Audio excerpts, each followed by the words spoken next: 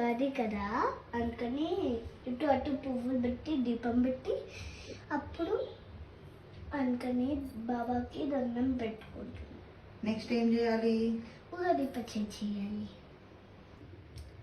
మనం ఇప్పుడు ఉగాది పచ్చడి ఎలా చేయాలో చూద్దామా? చూద్దాం. రెడీ? రెడీ.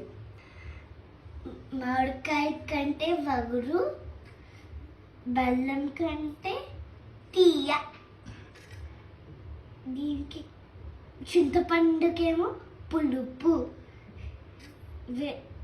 వేపుకేమో చేదు, ఉప్పు కారం, చింతపండు వాటర్. ఏం చేయాలి ఇప్పుడు? ఇప్పుడు ఉగాది పచ్చడి చేయాలి. ఎలా చేయాలి? అప్పుడు కారం ఉప్పు ఎంత వేయాలి. వేయాలి? ఉప్పు కారం కొంచెం కొంచెం వేయాలి. మళ్ళీ కలుపుతున్నప్పుడు వేయాలి. మామిడికాయ ఎలాగ వేయాలి?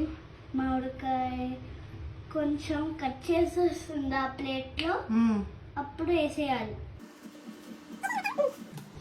6 రుచులు కలిపితే ఉగాది పచ్చడి.